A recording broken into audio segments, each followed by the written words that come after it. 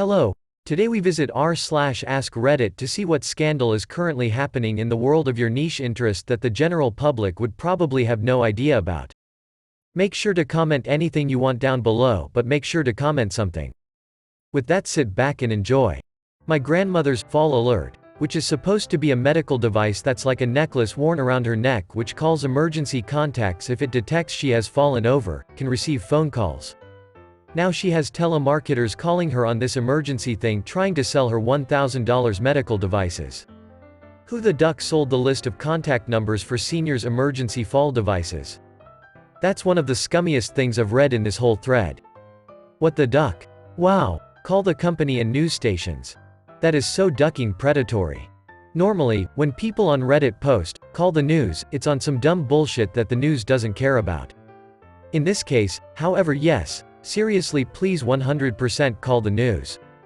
This is a great story. Source: 20 years in news. Judges of Irish dance competitions were caught trading adult fun time acts for scores.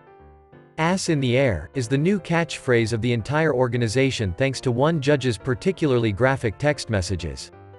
Isn't this a world that is mostly populated by children? To be clear, the adult fun time acts were traded, as far as I have seen reported, between judges, teachers and the like. Children benefited. Unfortunately, that sounds like the best case scenario. Guy who runs the most prolific Area 51 website got raided by the feds. For the record, I don't think there are aliens there or that aliens crashed in NM in 1947. But I am very curious what he did come across that garnered that response. Now that sounds interesting. The funny bit is that the reason for the raid is classified. UFOs has something on it, I think. It's even worse because they took every electronic device from him, even his phone, and didn't tell him why or what they were doing, and even the warrant report was missing pages. They left him basically out in the cold with nothing. The agent they gave as a contact never answers back either. Intense stuff. This is the website. Looks pretty much exactly like what you'd expect. Interesting. He definitely found military secrets or something. Yeah, he's not under arrest, they just seized a bunch of stuff and won't tell him why. His thoughts on it are that he caught something he shouldn't have in a photo, but he doesn't even recognize what it is. I've subscribed to Birchbox for 8 or 9 years and they recently stopped shipping monthly boxes with no communication or warning whatsoever, yet they have still kept taking customers' money. I realized only last night that I hadn't received a box in a while and never received a separate order I placed on October 11th. Did some research and apparently Birchbox is going under. The majority of subscribers' posts on social media are like, "Why isn't customer service getting back to me? I haven't received my order and it's been a month."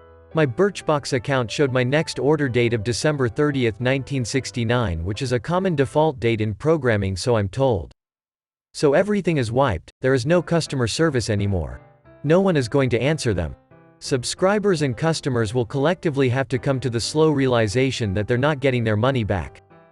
3 words: credit card chargeback. I had that with a Loot Crate subscription from a Harry Potter or Firefly fandom I was in back in 2017-2018. I got charged for it and then they pushed back the release to the following month. It was a bi-monthly crate and then they pushed it back again. Alright, I get it, shit happens. Then they sent me a box with random fandoms in it, like Marvel, DC, anime, like shit that literally was not Harry Potter or the show Firefly. I just cancelled it after that for both of them. I figured that if they were screwing with the one due to financial reasons, then the other would be following suit.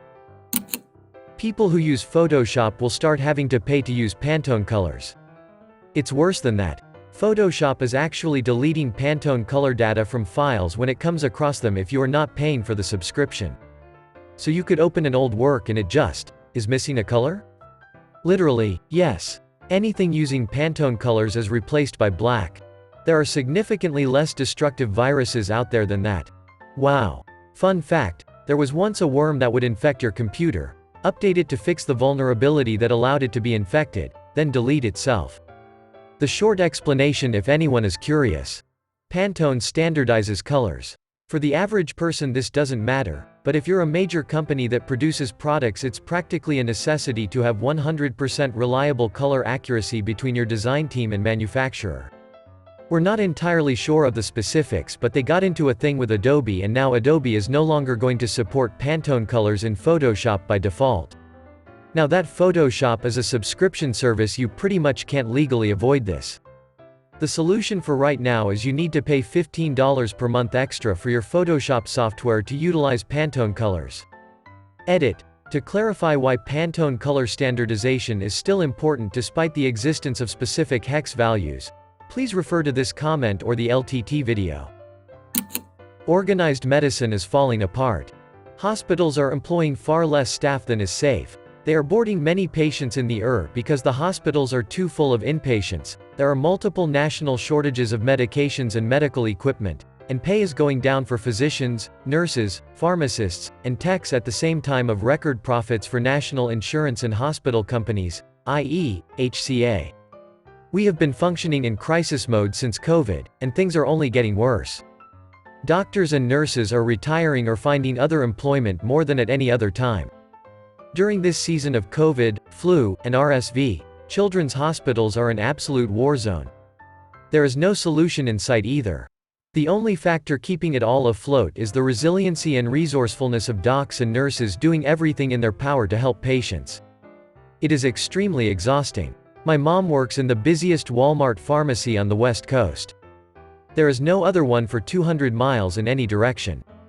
She has herself and one other pharmacist, 4 techs, and 4 cashiers. They fill on average 800 prescriptions a day. Her record of being the only pharmacist the entire day was 1001. It's absolutely bonkers. At 800 prescriptions per day, assuming a 9-hour total shift with 1 hour unpaid lunch, she's filling 100 per hour, basically meaning 1.67 prescriptions per minute every minute that she's on the clock on average. That's insane. That sounds like a job that has essentially no downtime at all. I couldn't ducking do it. I'd probably off myself before long. Not necessarily a scandal, but health insurance companies regularly deny claims as a mistake, then don't have enough people to answer the phone, forcing hospitals to call daily. After a set period of time, the right to appeal these claim decisions pass and the insurance company doesn't have to pay the claim, which can then mean the patient getting the bill for something the company should have paid for. However, the denial reason will still read incorrectly. The people who answer these questions only regurgitate the written info and won't actually have knowledge on what it's supposed to be. What the hell? Oh yay, I've had numerous claims come through where the claim was denied incorrectly, but because they have a call wait time of an hour sometimes, we have to move on to the next insurance claim for productivity. Depending on the state and our contract, it can be a timely filing of 90 days or 1 year.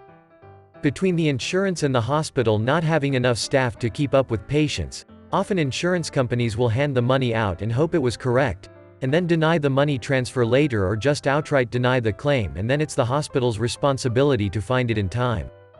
Granted, I can't say it's intentional malice, but it's a very big problem in healthcare. Yuji Naka, co-creator of Sonic the Hedgehog, was arrested for insider trading. The academic journal publisher Elsevier charges universities and people the same price for access. This means that if an article costs $60 to view, then the university has to pay $60 for each student who views it, which could number in the hundreds. That's a couple $1,000s for each individual article. My state has currently banned universities from subscribing to them for this exact reason. It's a statewide boycott. I think it's happening elsewhere too, because when I need to access one of their articles, I found that dozens of people have already illegally uploaded it somewhere. It's not hard at all to find them. I actually agree with my state though, because they are gatekeeping knowledge for profit. Sci-hub.se. Access all academic papers for free, VPN required in many countries. If you reach out to the author and they send it, it's not even illegal. Author here. Yes, I'd be so ecstatic to send my work to the one person who I'm not related to who is interested. Being cited in a super popular book made my day. Otherwise, it feels like the articles go in a file drawer and get dusty. I've contacted other authors who were just as excited to send me their work. Figure skater Kamila Valieva is facing a 4-year ban for a doping violation that came out at the 2022 Olympics. But her coaches and doctors will most likely face no consequences, even though everyone knows they're the responsible party. It's a state-sponsored program, and the other skaters from that team were more than likely also on similar drug cocktails, including the gold medalist Anna Sherbakova. Important note, Kamila Valieva is 16 years old, and I believe this drugging took place when she was 15. Her coaches, doctors, and parents are literally the responsible parties because she is a child. Women's figure skating is a ducking mess. There's a lettuce shortage right now. But a head of it will last longer than some prime ministers. There is a nationwide shortage of Adderall, leading to a lot less niche focus than usual. Pro tip for anyone who can't get their prescription filled: try a local, non-chain pharmacy. I was told that they were out at CVS, Walgreens, and Jewel Osco, then was given this advice by one of the pharmacists there.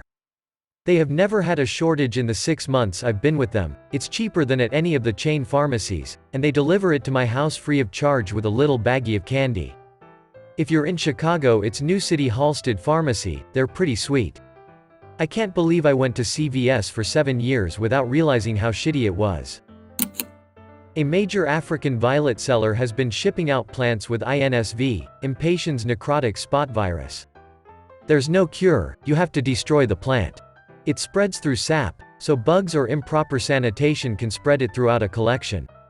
This has a big impact for smaller sellers and people who show plants in competitions, as their collections can be worth huge amounts of money and effort. A lot of the drama revolves around the fact that the company is aware of this, and it's felt not enough is being done to find and dispose of infected plants in the greenhouses. There's a board game called Heroescape that has a fairly dedicated fan following, even after being out of print for more than a decade. Hasbro recently announced that it was bringing the game back, through HasLab, which is basically their in-house version of Kickstarter. However, the deadline lapsed and the goal was not met, so the project was cancelled with no plans to ever touch it again. Fan reaction ranges from, "Wait, it was a Kickstarter I had to fund? I had no idea," to, "The $250 buy-in was way too high, there should have been pricing tiers." Basically, Hasbro did not market it the way they really needed to for it to succeed, and the community is generally pretty salty about missing out now. The CEO of Nissan is a fugitive wanted in the alleged abuse of corporate assets and money laundering. The company lost 99% of their profit in 2019, had a 145% decline in profit for 2021 and a 338% decline in 2022. You completely glossed over the best part, how he escaped Japan. In a music equipment box like he was a guitar amp or something. It's such a crazy story. He's a monumental sack of shit, but crazy story. Wow, I'm excited for someone to make a Netflix show about this. No sarcasm, I had no idea this was happening. $16 million in personal losses transferred to Nissan, skimming, money laundering. That's bold. The producers of Magic the Gathering cards have released a new product costing 55 times as much as the normal product, and it's not even tournament legal. The product will be bought up by speculators and will ensure the company continues creating preventatively expensive products that will continue to generate record profits, while alienating more and more of the player base. The 2022 Marble League is happening right now, Olympic-type events for marble teams, basic stuff like sprints and relays, but also more unique things like rafting. The Pinkies have been leading the standings since Event 4, we're now on Event 8 and have one of each medal, which is shaking up the whole community because the Pinkies are known for not being a very good team, and most people didn't think they would even qualify for the league. With that, I hope you enjoyed the video. Thank you for watching all the way until the end, and don't forget to like, subscribe, and comment anything. Until next time.